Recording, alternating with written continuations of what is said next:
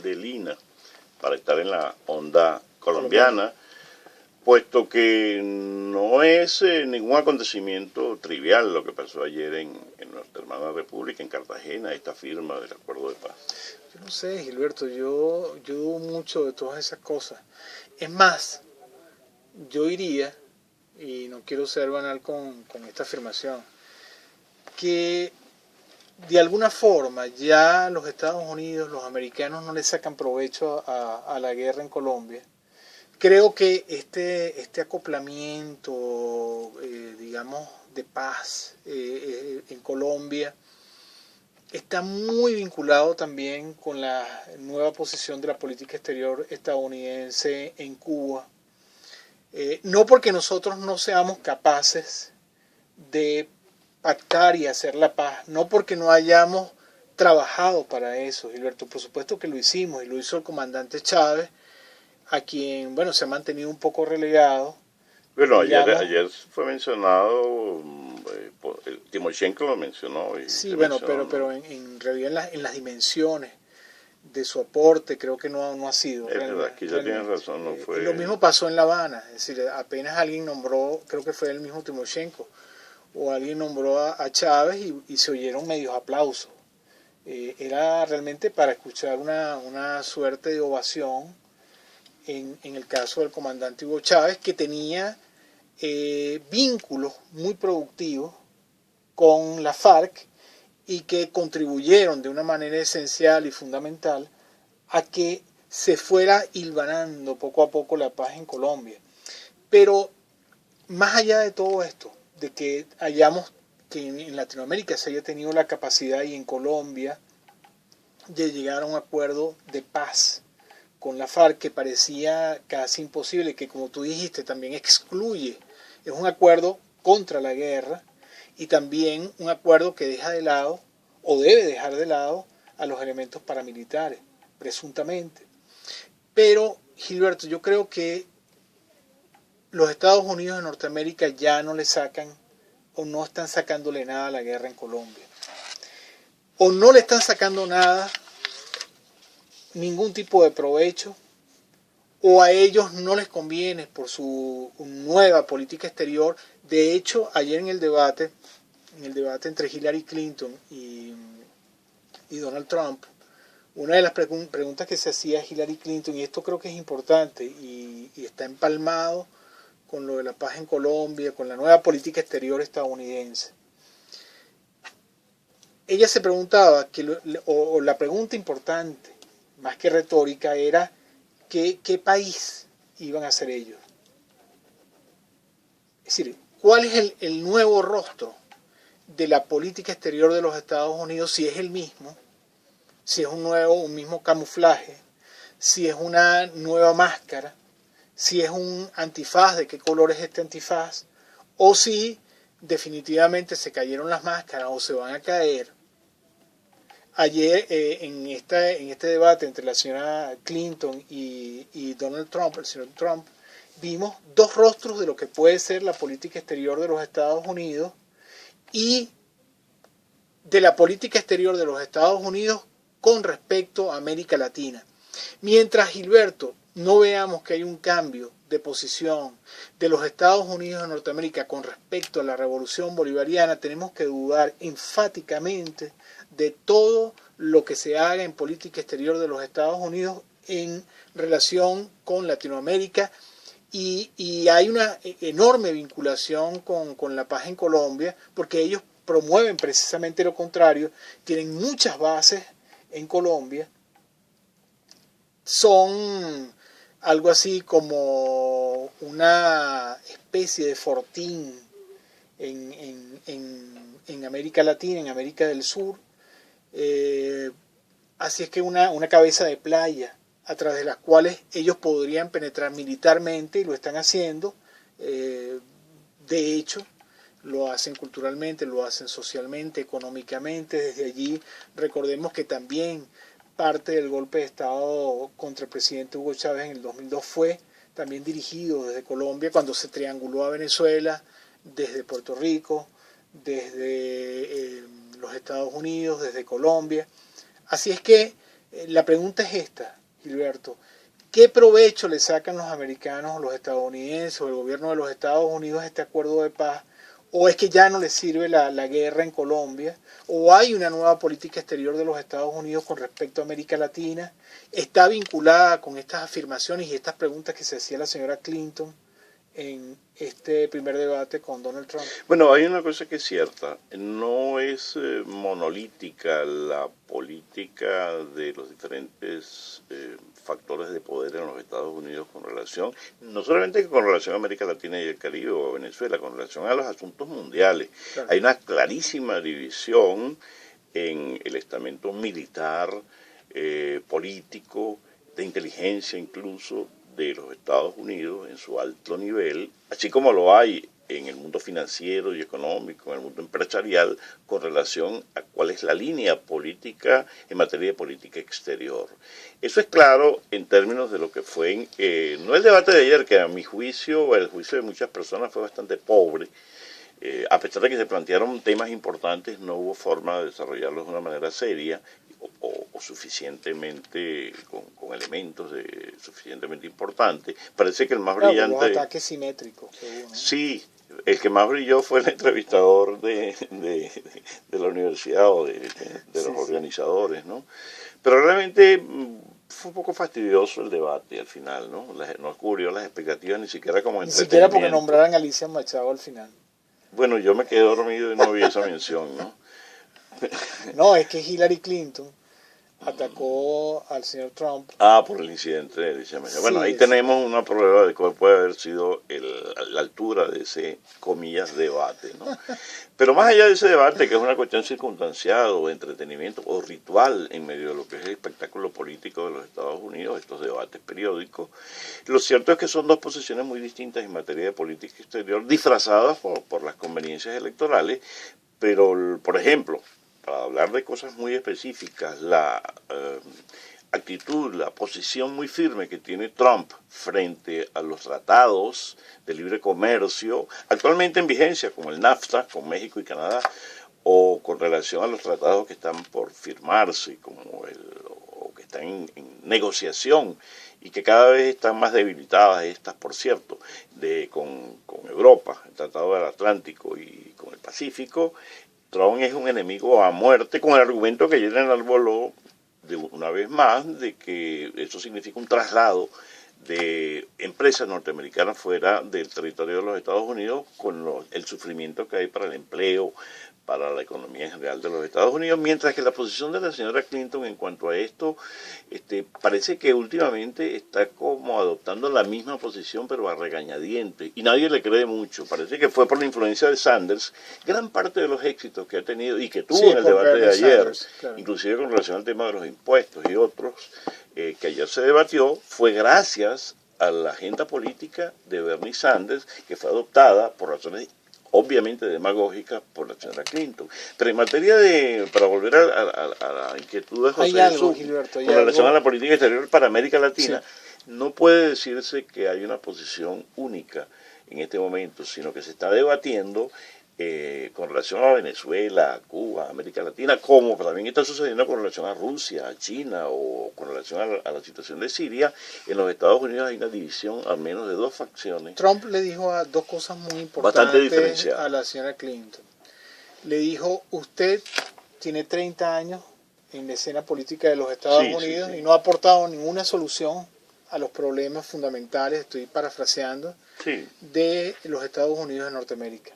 También le dijo, siendo usted secretaria de Estado, no ha hecho más que contribuir a sembrar el caos en el Medio Oriente.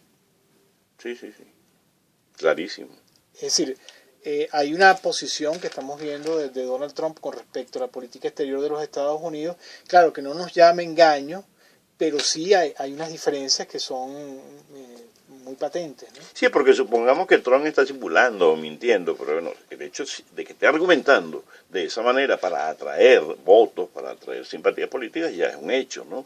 Que se ve obligado él a enarbolar esos argumentos porque hay sectores dentro de la vida de los Estados Unidos que tienen esa posición Y obviamente Donald Trump está buscando apoyo por parte de estos grupos, no solamente de la generalidad del pueblo, de los votantes de los Estados Unidos, sino de los factores de poder, inclusive sectores militares que son abiertamente críticos de lo que ha sido la posición de Obama y de la Secretaría de Estado Clinton con relación al Medio Oriente. Trump, por otra parte, es muy crítico de la OTAN. Él suele invocar razones de orden inmediatamente económico, crematístico, diríase, ¿no? Él dice, por ejemplo, bueno, que la OTAN nos ayude a financiar la guerra, como es eso de que nosotros estamos pagando todas las cuentas, ¿no?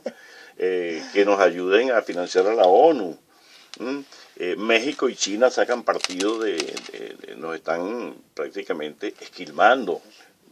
Es lo que dice Trump. Trump invoca razones inmediatas de orden, como buen empresario exitoso que es, y dice, bueno, nos está saliendo un dineral muy pragmático. El muro lo va a construir el gobierno mexicano, todavía no lo saben, pero lo va a construir el gobierno mexicano. ¿Sí? Está como esas panaderías que les ponen una multa y dicen, bueno, no importa que nos la pusieron porque esto lo va a pagar la gente. Exactamente, tal cual, sí, muy parecida a la situación. Total que, no, pero sí son dos posiciones distintas que, como tú bien anotas, bueno, a lo mejor al final Trump termina pactando con Gilberto, lo que podemos ver en este momento es que, claro, contrasta las posiciones de la política exterior de los Estados Unidos con respecto a América Latina, con respecto al pactar la paz y avalar esta paz pactada en Colombia. Pareciera que se están viendo compelidos a unirse a este pacto, pero por otro lado vemos cómo siguen con este ánimo de destrucción manifiesto en el Medio Oriente. Vemos como Siria la devolvieron, de hecho, materialmente, la edad de piedra. Entonces contrastan estas dos intenciones que uno ve en la estructura de la política exterior de los Estados Unidos, con el presidente Obama a la cabeza. Vemos como, por supuesto, siempre tienen la piedra y esconden la mano los gobiernos demócratas, pero Gilberto contrasta mucho con esta nueva política exterior hacia América Latina, que no parece más que una forma discreta o disimulada para reconquistar los territorios y los espacios perdidos. No, sin ninguna duda, son dos movimientos paralelos. Por una parte, un movimiento muy agresivo de acabar con los gobiernos que ellos perciben como hostiles a la dominación de los Estados Unidos, como sucedió con el gobierno de Brasil o de Argentina. Y eso por una parte, y por la otra una orientación paralela, simultánea, complementaria, vinculada sin ninguna duda, que es esta apertura hacia Cuba, esta apertura hacia la paz aparente. Una apertura mentirosa, porque no termina de darse. No termina de darse, es solamente la retórica. Por cierto, eso hay que mencionarlo, ¿no? El discurso último de Barack Obama en Naciones Unidas fue una cosa bastante significativa, porque es la retórica de Martin Luther King. Parece que es el discurso de un pacifista, y cuando vamos a ver todo lo que ha sido la práctica del gobierno de Obama, es decir, le dieron el premio Nobel de la Paz y ahora intenta ganárselo. Pero parece que ya es muy tarde, porque con todo lo que ha hecho. Pero realmente Obama es un retórico, y la señora Clinton lo ha acompañado, pero hay una cosa que mismo José Jesús Villa-Pelayo ha repetido muchas veces aquí en estos espacios de Enigmas del Poder, y que es cierto. No hay que llamarse engaño.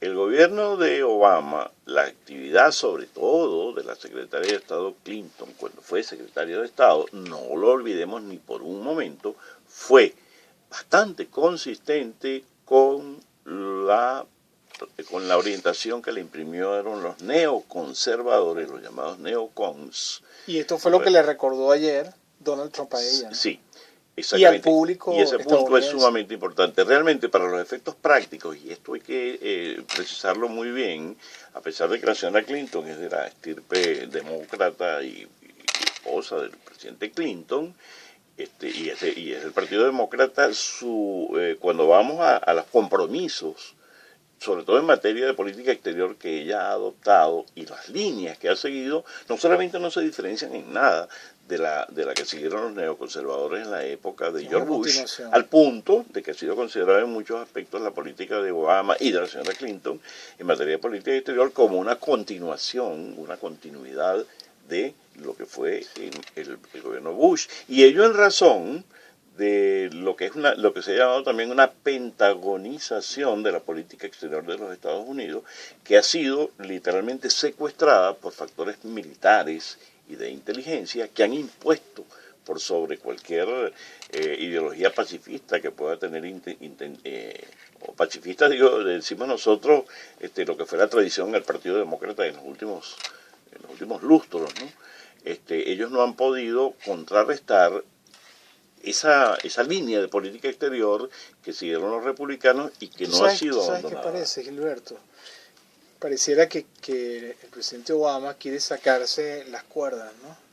Él es un títere y su titiritero está allí, ¿no? Sigue controlándolo, pero creo que ya como para rematar su periodo presidencial, Obama quiere zafarse las cuerdas y presentarse con un rostro, no sé si renovado o el rescate del mismo con el cual le dieron el premio Nobel de la Paz para que se lo ganara, y no se lo ganó porque en realidad no tenía méritos para ganárselo. Yo creo que ya no tiene tiempo de ganárselo. Lo que le queda a Obama son 3 meses, pues 4 meses. En 4 meses, ¿qué es lo que va a hacer? Va a revertir todo el proceso de destrucción de Libia, va a revertir lo que fue la agresión desmedida a Siria, el financiamiento, aliento y respaldo a los grupos terroristas en Siria, que bien se lo recordó ayer cuando dijo Donald Trump. Gilberto, lo de la siembra del caos, me parece muy importante lo que le dijo Donald Trump a la señora Clinton.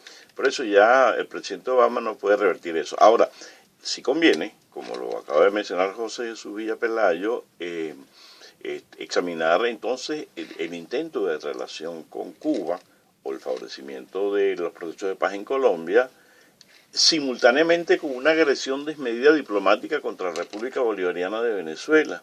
Y mientras ellos siguen y permanecen allí, las bases militares estadounidenses y todo el personal militar enorme que tiene los Estados Unidos en Colombia. En Colombia, sí. Ahora, por supuesto, la dirigencia guerrillera no es inocente de todo esto, o sea, no es inocente, queremos decir, no es que no percibe esta situación, la asume, la percibe y sabe que esos son factores que siguen jugando. La dirigencia de la FARC-EP Colombia no se llama engaño. Tal vez sí le están ganando algo a esta paz, tal vez están restando un ejército que podía servir, o disminuyéndolo o eliminándolo, un ejército que en algún momento podría haber servido como una muralla contra una posible intervención militar incluso desde Colombia hacia Venezuela. Es una hipótesis, ¿no? No, sí, eso se ha dicho mucho por ahí, pero las cosas no son así tampoco tan sencillas como pudiera. Bueno, pero es que uno se pregunta, bueno, exacto, ¿qué es lo que le están ganando estos señores a la paz? No, mira, hay un factor económico también y que juega aquí, ¿no? Hay enormes proyectos de negocios que se produjeron inmediatamente después de la suscripción del Tratado de Libre Comercio entre Colombia y los Estados Unidos, que tienen que ver con el agronegocio, con la minería, con el petróleo, con tantas otras inversiones que no simplemente no pueden desarrollarse en un estado de guerra y de conflicto. Un oleoducto que debe transcurrir, que debe pasar a través del territorio colombiano, que está amenazado constantemente por... No, y además en la medida en la cual cesan los negocios con Venezuela, por supuesto que el país para realizar esos negocios, un país petrolero también, no de la magnitud de Venezuela, pero sí lo es, por supuesto, sería Colombia, ¿no? Yo recuerdo que cuando hubo los primeros intentos de pacificación en épocas del presidente Samper, cuando estuvo en el Caguán, ahí hubo presencia inclusive de personeros de la bolsa de Wall Street y de la bolsa de Nueva York. Sí, porque es que también son oportunidades de negocios, ¿no? Entonces, estos factores también son importantes. Uno debe atender lo que es el terreno de la geopolítica, porque la geopolítica manda en última instancia, ¿no? Eso no tenemos ninguna duda. Pero, como dicen por ahí, sigan la ruta del dinero, sí. Y la ruta del dinero es importante porque la guerra y la paz en los Estados Unidos está siempre muy asociado a los negocios, ¿no? Para un buen banquero es lo mismo. Sí, la construcción y la reconstrucción, la destrucción y la construcción ulterior es el negocio siempre específico de las guerras, ¿no? Yo creo que tenemos que poner fin ya a nuestro programa de hoy, el negocio del diablo, la destrucción y la reconstrucción. Entonces vamos a finalizar nuestro espacio enviando nuestros saludos de siempre a los queridos compañeros que han estado con nosotros hoy: Rafael Díaz, Indira Ceballos, Daisy Pérez, Duval Maldonado. En la jefatura del canal musical, Randolph Borges, y en la presidencia de Radio Nacional de Venezuela, Ifemar Jiménez. 1.000.000 de gracias y hasta una próxima oportunidad. Enigmas del Poder ha llegado a su final. Solo por hoy, el próximo martes estaremos de nuevo a tu lado para seguir desenmascarando. Dice gracias como esto.